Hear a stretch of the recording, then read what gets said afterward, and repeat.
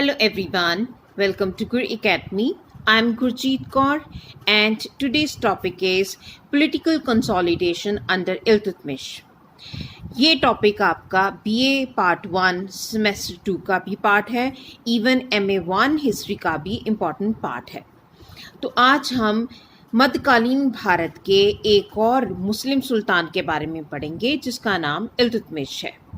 तो सबसे पहले हम इल्तुतमिश की अर्ली लाइफ को देख लेते हैं। इल्तुतमिश का पूरा नाम शमशुद्दीन इल्तुतमिश था। वह कुतुबुद्दीन का एक दास था।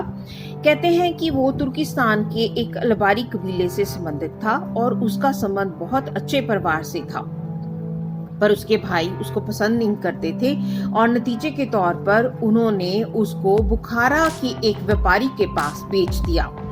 और कहते कि 1197 में कुतुबुद्दीन ने उसको 1 लाख जीतल देकर दिल्ली से जो है खरीदा था। इल्तुतमिश के बारे में इतिहास में ये कहा जाता है कि वो देखने में बहुत सुंदर था। कुतुबुद्दीन ऐबक उससे बहुत ज्यादा प्रभावित हुआ। इवन उसने अपनी बेटी की शादी भी इल्तुतमिश के साथ कर दी और मोहम्मद गौरी के कहने पर इल्तुतमिश को कुतुबुद्दीन ऐबक ने दास्ता से भी मुक्त कर दिया था। इसके अलावा कुतुबुद्दीन ऐबक ने उसको बंदायूं का इख्ता देकर सूबेदार भी बना दिया था। तो आपने स्टूडेंट्स इसमें ये एक बात देखी कि मुसलमानों में एक खास बात थी कि कोई भी इंसान अगर वो दास भी है, सर्वेंट भी है, पर उसमें कैपेबिलिटी है तो वो किंग के डेजिग्नेशन तक भी पहुंच सकता है। तो नेक्स्ट हमारे पास आता है इल्तुतमिश की डिफिकल्टीज जब वो किंग बना। किंग वो कुतुबुद्दीन ऐबक की डेथ के बाद बना था। कुतुबुद्दीन ऐबक की डेथ 1210 में हो गई थी और उसके बाद उसके बेटे आराम शाह को बिठाया गया था गद्दी पर वो ज्यादा कैपेबल नहीं था, जिसके कारण दिल्ली के अमीरों ने मुख्य तौर पर अली इस्माइल ने इल्तुतमिश को बंदायूं से बुलाया और उसको जो है नेक्स्ट उत्तराधिकारी घोषित कर दिया। पर जब इल्तुतमिश गद्दी पर बैठा, नेक्स्ट शासक बना, नेक्स्ट रूलर बना, तो उसको बहुत सारी मुश्किलों का सामना करना पड़ा। सबसे पहले जो मुश्किल आती है वो है कुतुबी और मौजी सरदारों का विरोध। तो कुतुबी और मौजी सरदार कौन से थे? कुतुबी सरदार जो कि कुतुबुद्दीन ऐबक के रिश्तेदार या उसके अधीन खास अमीर थे। मौजी सरदार वो सरदार थे जो मोहम्मद गौरी के रिश्तेदार या खास अमीर थे, जिनको ये लगता था कि कुतुबुद्दीन ऐबक की डेथ हो चुकी है, मोहम्मद गौरी की डेथ हो चुकी है, तो नेक्स्ट उत्तराधिकारी हमें ही बनना चाहिए, क्योंकि आराम शाह जो कि कुतुबुद्दीन ऐबक का बेटा था वो ज्यादा योग्य नहीं था। तो एक समस्या ये भी थी।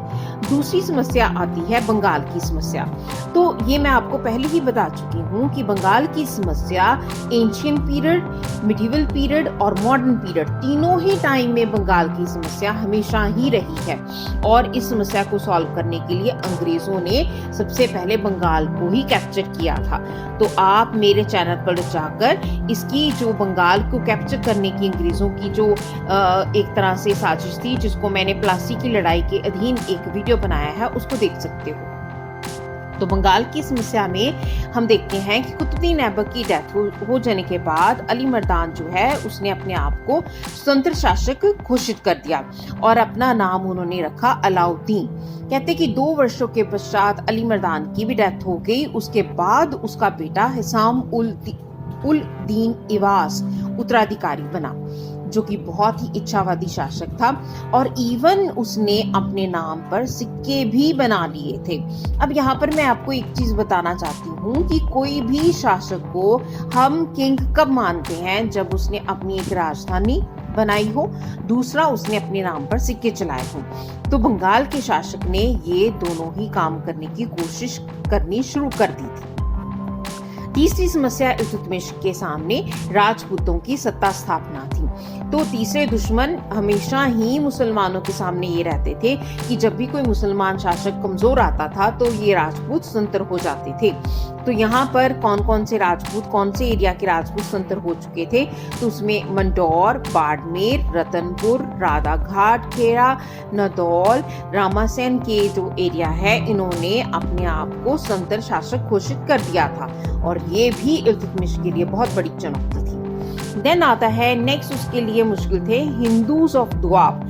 तो हिंदूज ऑफ दुआब जो हैं, दुआब के हिंदू जो जिन्होंने अपने आप को संत घोषित किया था, उनके प्रांत थे बदायूं, कन्नौज, बनारस, कटहर। इन्होंने भी अपने आप को संत शासक घोषित कर दिया था। तो इल्तुतमिश के लिए इन इलाकों को भी अपने अधीन करना बहुत जरूरी था। नेक्स्ट उसके सामने जो समस्या आती है, that was invasion of Mongols. तो मंगोल, मैं बता दूं, ये मंगोलिया के रहने वाले थे। बहुत ज्यादा ये लोग लूटपाट करते थे और पशुओं को, मनुष्यों को मार के खुश होते थे। असभ्य लोग थे और ये किसी भी सभ्यता को बर्दाश्त नहीं करते थे। तो उसमें उस समय एक नेता था चंगेज खान, जो अपने आप को परमात्मा मानता था, भगवान मानता था। इवन वो मंदिरों को जो है नष्ट करके बहुत खुश होता था। तो इस समय इल्तुतमिश जब शासक बना तो मंगोलों की आने का खतरा भी जो है एक तरह से मंडराना शुरू हो गया था। देन असंगठित राज। अब कुतुबुद्दीन ऐबक हम पढ़ चुके हैं कि मोहम्मद गौरी के डेथ के बाद उसको शासन करने के लिए सिर्फ 4 वर्ष ही मिले। तो अब इल्तुतमिश को मिला था अनऑर्गेनाइज्ड रूल। अनऑर्गेनाइज्ड रूल्स मतलब कि कोई अच्छे से जो है इलाकों को संगठित नहीं किया हुआ था। लास्ट जो उसकी सबसे बड़ी मुश्किल थी वो था इल्तुतमिश एज ए स्लेव। अब मैं बता चुकी हूँ आपको पहले कि मोहम्मद गौरी के कहने पर चाहे कुतुबुद्दीन ऐबक ने इल्तुतमिश को स्लेवरी से मुक्त कर दिया था, बट बाकी मुसलमान समुदाय उनको तब तक किंग नहीं मान सकता था जब तक उनका खलीफा जो है उनको स्लेवरी से मुक्त नहीं कर देता है, फ्री नहीं कर देता है। तो ये सारी होगी उनकी डिफिकल्टीज। नेक्स्ट हम पढ़ने जा रहे हैं consolidation of Turkish rule under Iltutmish. ये हमने 3 पार्ट्स में डिवाइड किया है। First is suppression of enemies, जो कि उन्होंने 1210 से 1220 तक इल्तुतमिश ने ये एनिमीज को सप्रेस करने का काम किया। सेकंड जो है 1221 से लेके 1227 तक मंगोल का जो थ्रेट है उसको हैंडल किया। थर्ड वन, उन्होंने अपनी एडमिनिस्ट्रेशन और मिलिट्री एक्टिविटीज को जो है ऑर्गेनाइज किया था। That was held in 1228 to 1236। तो सबसे पहले हम पढ़ने जा रहे हैं suppression of the enemies, that was from 1210 to 1220। तो इसमें हम सबसे पहले जो पढ़ने जा रहे हैं वो है कुतुबी और मौजी सरदारों को दमन करना। तो इल्तुतमिश के लिए दिल्ली में अपनी साख बनाने के लिए इन दुश्मनों को खत्म करना जरूरी था। तो इस उद्देश्य को पूरा करने के लिए उन्होंने जहांदार और काजी वजीहुद्दीन के विद्रोह को दबाया और बहुत सारे सरदारों को मौत की सजा दी। जिन्होंने इल्तुतमिश की अधीनगी स्वीकार कर ली, उसको इल्तुतमिश ने अपनी राजधानी से दूर भेज दिया था। और 1211 में इल्तुतमिश ने लाहौर के स्थान पर दिल्ली को अपनी राजधानी बना लिया था। सेकंड जो हमारे पास पॉइंट है, डिफीटेड ताजुद्दीन यल्दौज। ताजुद्दीन यल्दौज मोहम्मद गौरी का एक प्रसिद्ध सेनापति था और जब इसकी कुतुबुद्दीन ऐबक की डेथ हुई तब उसको लगने लगा कि अब भारत पर शासन मुझे करना चाहिए, ताजुद्दीन यल्दौज को भारत के ऊपर राज्य करना चाहिए। इसके लिए उसने पंजाब और थानेश्वर को जीता। फिर उसके बाद जो है उसने 1215 और 1216 में त्राण नामक स्थान पर जो है ताजुद्दीन यल्दौज और इल्तुतमिश के बीच में युद्ध हुआ, जिसमें जो है ताजुद्दीन यल्दौज को इल्तुतमिश ने बंदी बनाकर पंजाब की ओर भेज दिया और वहां पर उसने जो है उसको मौत के घाट उतार दिया। इस तरह एक बहुत बड़ा दुश्मन जो है इल्तुतमिश ने इस प्रॉब्लम को सॉल्व कर लिया था। नेक्स्ट हमारे पास पॉइंट है first expedition against Nasiruddin Qabacha. Qutbuddin Aibak का जो है ये रिश्तेदार था नसीरुद्दीन कबाचा, जो कि बहुत ही अभिलाषी था और सिंध का ये सूबेदार था। और इसने जो है जब इल्तुतमिश को ये पता लगा कि कबाचा जो है वो आजाद होने की कोशिश कर रहा है, तो दोनों के बीच में 1217 में युद्ध हुआ और कबाचा वहां से जल्दी से भाग गया। इल्तुतमिश ने उसका पीछा किया और उसको हरा दिया। इसके बाद कबाचा ने इल्तुतमिश की अधीनता को स्वीकार कर लिया। देन हमारे पास सेकंड जो प्रॉब्लम आती है, सेकंड पार्ट जो हमने डिवाइड किया है, that was faced Mongol threat, that is from 1221 to 1227। तो इसमें हमने 2 पॉइंट्स डिस्कस करने हैं। सबसे पहले है फेस जलालुद्दीन मंगबरनी, या हम ये कहें कि मंगोलों की समस्या को इल्तुतमिश ने कैसे सॉल्व किया। कहते कि चंगेज खान जो है ये जलालुद्दीन मंगबरनी के पीछे पड़ा हुआ था, और जलालुद्दीन मंगबरनी सिंध नदी के पास पहुंचकर उसने इल्तुतमिश को एक लेटर भेजा कि चंगेज खान उसके पीछे आ रहा है तो उसकी सहायता करे। और इल्तुतमिश ने यहाँ पर मंगोलों को बहुत चालाकी से भारत से दूर रखा। वो कैसे रखा कि उसने एक लेटर लिखकर जलालुद्दीन मंगबरनी को उसका आंसर दिया कि भारत की स्थिति बहुत ज्यादा बुरी है। स्थिति बुरी है मतलब कि जियोग्राफिकल कंडीशन भारत की बहुत बुरी है, गर्मी बहुत ज्यादा है, और जिसको जलालुद्दीन मंगबरनी बर्दाश्त नहीं कर सकेगा। इसलिए उसने उसको एडवाइस किया कि आप जो है भारत में ना आकर कहीं और जाकर अपने आप को बचाने की कोशिश करें। तो इस तरह इल्तुतमिश ने इस तरीके से, इस कूटनीति से 2 दुश्मनों को भारत से बाहर रखा, एक तो जलालुद्दीन मंगबरनी और दूसरा जो उसके पीछे चंगेज खान आ रहा था। देन हमारे पास सेकंड है पॉइंट, सेकंड एक्सपीडिशन अगेंस्ट कबाचा। तो पहले हम पढ़ चुके हैं कि 1217 में कबाचा इल्तुतमिश से हार चुका है, पर फिर भी जो है इल्तुतमिश उसको जो है उसने छोड़ दिया। फिर उसके बाद जो है कहते हैं कि 1227 में इल्तुतमिश ने कबाचा से अधीनगी टैक्स माना और कबाचा ने अपने आप को स्वतंत्र घोषित कर दिया। तो इल्तुतमिश ने उसके ऊपर दोबारा हमला किया। कहते कि 3 महीने की उसके किले की घेराबंदी के बाद कबाचा हार गया और कबाचा वहां से भाग गया और कहते कि उसके सामने सिंधु नदी थी जहां पर बहुत फ्लड आया हुआ था और पीछे इल्तुतमिश की सेना थी, तो उसने सिंधु नदी में जो है छलांग लगा दी। कहते हैं कि डूबकर उसकी डेथ हो गई। तो इस तरह इल्तुतमिश के एक और दुश्मन का खात्मा हो गया था। नेक्स्ट जो हमने थर्ड इसका फेज डिवाइड किया है, that was organised military and administration activities from 1228 to 1236। तो इसमें हमने आगे पॉइंट्स डिवाइड किए हैं। सबसे पहले हमारे पास है एक्सपेडिशन ओवर राजपुताना। तो राजपुताना में मैं पहले आपको बहुत सारे एरियाज बता चुकी हूँ, तो मैं एक मेन पॉइंट्स लूंगी कि कहाँ इल्तुतमिश ने हमला किया और राजपूतों को हराया था। सबसे पहले रणथंभौर का इलाका, राणा वीर नारायण वहां के शासक थे, उनको हराकर उन्होंने जीता था। दूसरा है जलौर पर हमला 1228-1229 इल्तुतमिश ने किया था और जहां से जलौर चौहान राजपूतों को उसने हराया था।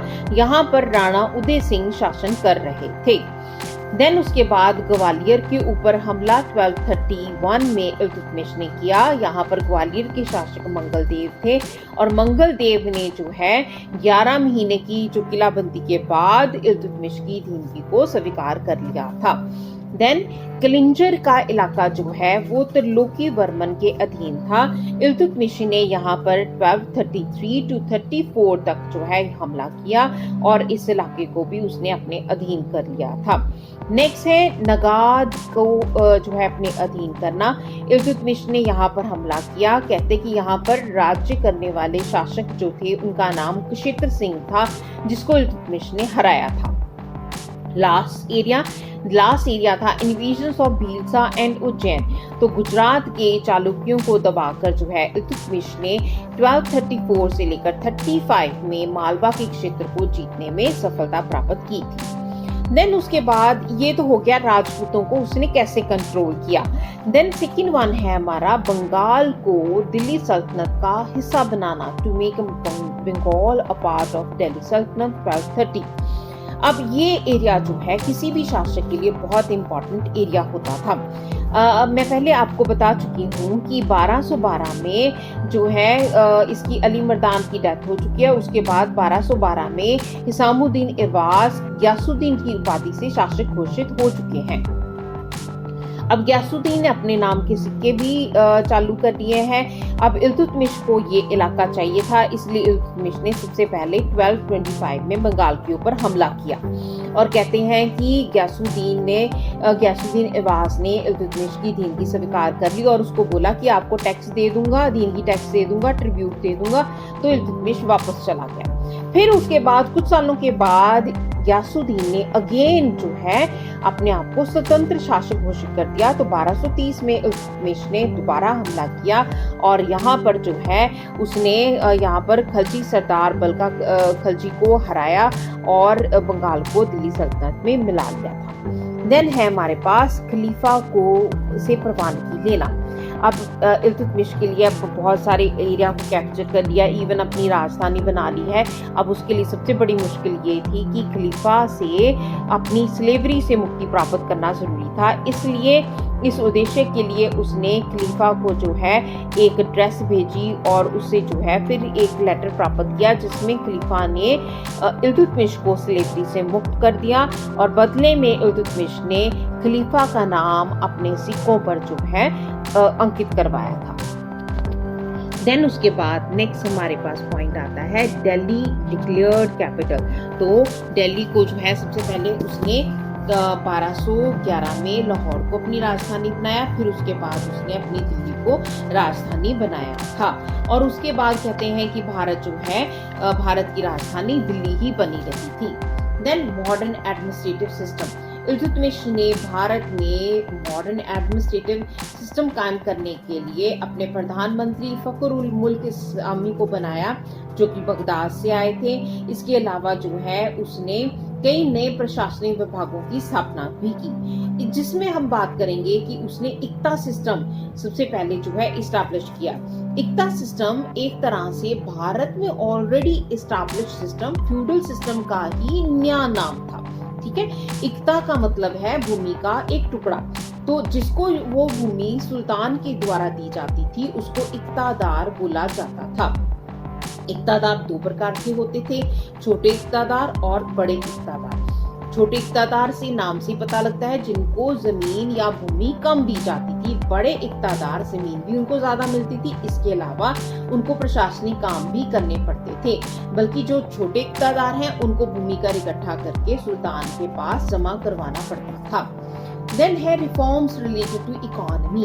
तो उन्होंने इकोनॉमी में भी बहुत सारे जो है चेंजेस किए। सबसे पहले जो है उन्होंने भूमि कर इकट्ठा करने की जिम्मेवारी जो है इक्तादारों को सौंपी। इसके अलावा उन्होंने 2 सिक्के चलाए जो कि तांबे की चीतल और चांदी का टंका नामक थे और इनके ऊपर जो है सुल्तान का नाम अरबी भाषा में और कुरान की आयतें लिखे थे।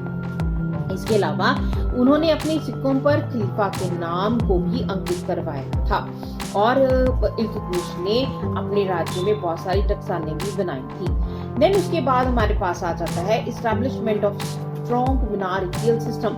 तो वो एक ऐसे शासक थे जिन्होंने अपने एक बहुत अच्छे शासन काल में अपनी जो मोनार्कियल सिस्टम है उसको बहुत स्ट्रॉन्ग किया था। अब इसके साथ साथ मैं आपको एक चीज और बता दूं कि 1236 में खोखरों के विद्रोह को दबाने के लिए इल्तुतमिश जा रहे थे। रास्ते में बीमार होने के कारण 30 अप्रैल 1236 में इल्तुतमिश की डेथ हो गई थी।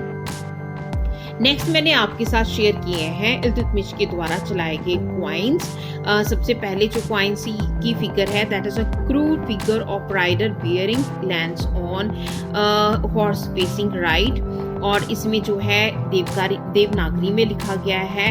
दूसरा भी क्वाइंस जो है देवनागरी में लिखा गया है और थर्ड पिक्चर जो है वो इल्तुतमिश की कुतुब मीनार में जो टॉम्ब बनाई गई है उनकी जो कब्र बनाई गई है। इसके अलावा इल्तुतमिश ने आर्किटेक्चर में भी बहुत सारा काम किया है जिसमें उन्होंने कुतुबुद्दीन ऐबक के द्वारा शुरू कराए गए कुतुब मीनार की जो है मंजिलों को कंप्लीट करवाया था। इसके अलावा उन्होंने हौजे शमसी पवेलियन बनाई थी, सुल्तानगढ़ी, इसके अलावा जो है गंदकी बौली जो है इसका निर्माण भी इल्तुतमिश ने करवाया था। इल्तुतमिश के बारे में एक और खास बात ये है कि वो एक मुस्लिम किंग थे। उस समय जब विमेन की कंडीशन चाहे वो हिंदू सोसाइटी हो मुस्लिम सोसाइटी हो बहुत डिक्लाइन में जा रही थी, उस समय इल्तुतमिश ने अपनी जो नेक्स्ट शासिका है अपनी बेटी को घोषित किया था जिसका नाम रजिया बेगम था। So students, that's all. इसमें जो है मैंने इल्तुतमिश के बारे में बहुत सारा शेयर किया है। I hope you will all understand all the points. अगर आपको ये मेरी वीडियो पसंद आई है तो आपने इसको लाइक भी करना है और चैनल को सब्सक्राइब भी करना है और बेल आइकन को भी प्रेस करना है ताकि आने वाली और वीडियोस की नोटिफिकेशन आपको मिलती रहे। और स्टूडेंट्स, एक और बात, मैंने ऑनलाइन क्लासेस शुरू की हैं for the help of the students of history. If you are interested तो आप उसमें इनरोल हो सकते हो। All the very best. Thank you.